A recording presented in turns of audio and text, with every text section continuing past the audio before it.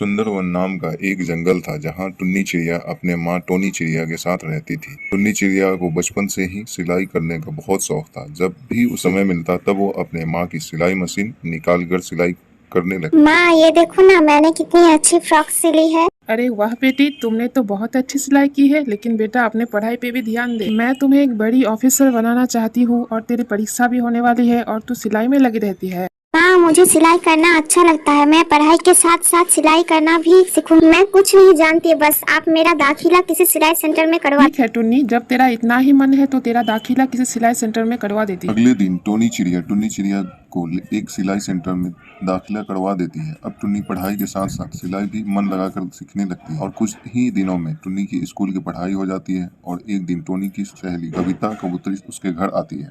अरे ओ Tony, Tony कहाँ है? जल्दी आ। तब टुन्नी चिड़िया कहती है, आंटी वो माँ घर पे नहीं है, पड़ोस में गई है, आप बैठिए, मैं उन्हें अभी बुला कर लाती। तुम टुन्नी हो ना? कितनी बड़ी हो गई है। जब मैंने तुझे देखा था तब तू बहुत छोटी थी। पहचाना मुझे? मैं तेरी कविता आंटी हूँ। टुन्नी, तू जाकर अपनी माँ को बुला ला। टुन्नी चिड़िया पड़ोस में अपनी माँ को बुलाने चली जाती है। थोड़ी देर बाद टुन्नी चिड़िया अपनी माँ को लेकर घर आती है। अरे कविता कबूतरी, तू कब आई? टुन्नी तू जाकर चाय बना ला। टोनी चिड़िया कविता कबूतरी से बातें करने लगती है। कविता कबूतरी टोनी से कहती है, टोनी, तेरी बेटी बहुत प्यारी है। मैं इसे अपनी घर की बहू बनाना चाहती हूँ। मेरा बेटा बनी वकील है और उसके लिए मुझे तेरी बेटी जैसी ही संस्कारी बहू चाहिए थी। तेरी बेटी मुझे बहुत पसंद है। तुझे इस रिश्ते से कोई एतराज है क्या? नहीं नहीं कविता कबूतरी, ये तुम कैसी बातें कर रही हो? मुझे इस रिश्ते से कोई ऐतराज नहीं है। मैं लाख कोशिश करके भी इतना अच्छा रिश्ता ढूंढ नहीं पाती। जल्दी टुन्नी चिड़िया और बनी कबूतर का शादी हो जाती है। शादी के कुछ ही दिन में टुन्नी चिड़िया एक बच्चे की माँ बन जाती है। ससुराल में सब खुश थे। एक दिन बनी कबूतर टुन्नी चिड़िया से कहता है, टुन्नी, आज मेरा ऑफिस में बहुत काम है तो मैं आज घर लेट से लौटूंगा। तुम मेरा इंतजार मत कर। कहकर बनी कबूतर वहां से उड़कर तेजी से चला जाता है। फिर थोड़ी ही देर बाद कालू कौवा आता है और कहता है, गजब हो गया बहन। जब बनी कबूतर अपने ऑफिस जा रहा था तभी एक बाज ने उनके ऊपर हमला कर दिया और उनकी मौत हो गई।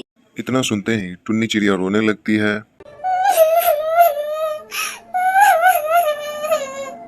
माँ जी ये सब क्या हो गया? माँ जी बनी कबूतर के बिना ये घर कैसे चलेगा? टुन्नी, तू हिम्मत मत हार बेटा। ऊपर वाले की मर्जी के बिना कुछ भी नहीं चलता। इस तरह कुछ दिन गुजर जाते हैं। टुन्नी चिड़िया अपना दुख भुलाकर सिलाई का काम करना शुरू कर देती है। आस पड़ोस के पक्षी उसके पास अपने कपड़े सिलवाने आने लगती हैं। टुन्नी तू इतनी अच्छी दर्जी है, इसके बारे में तो मुझे पता ही नहीं था। कम पैसों में बहुत अच्छी ड्रेस सिल देती है तू। ऐसा कर, तू अपना एक बुटीक खोल ले। हाँ काकी, आपका कहना सही है, मैं बहुत जल्द ही अपना एक बुटीक खोलूंगी, लेकिन इसीलिए पहले मैं माँ जी की इजाजत लूंगी। हरी तोता काकी के जाने के बाद टुन्नी चिड़िया अपने सास से बुटीक खोलने की इजाजत मांगती है।